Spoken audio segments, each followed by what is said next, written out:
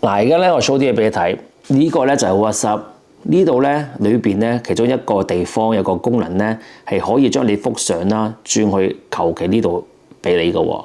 譬如如果我去 Mood 啦，我撳呢個掣嘅話，咁咧而家我個 Tesla 咧就會變咗另外一幅相嘅。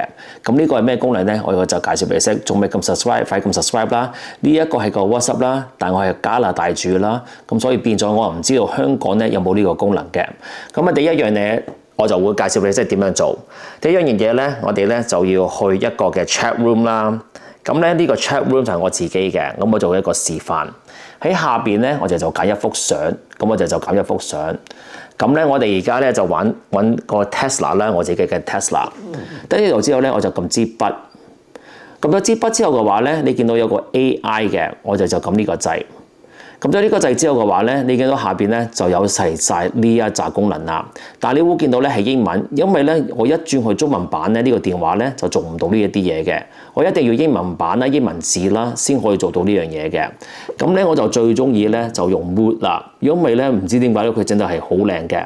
咁我撳一撳呢個橙色嘅話咧，我一個 Tesla 咧就變咗點樣樣咧？就變咗係另一個嘅幅相，但係超靚嘅。咁呢一個咧就係因為我係加拿大先做到啊，定係點樣樣咧？我就唔知道嘅。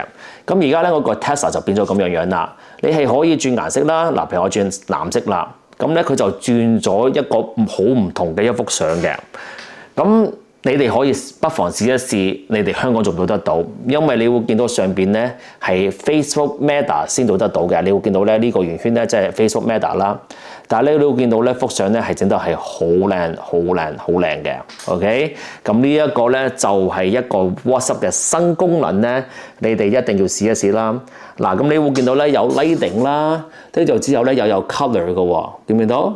咁譬如話我去 lighting 啦，譬如話我去呢一度啦，咁你會見到咧而家咧就係一個好靚一幅相嘅。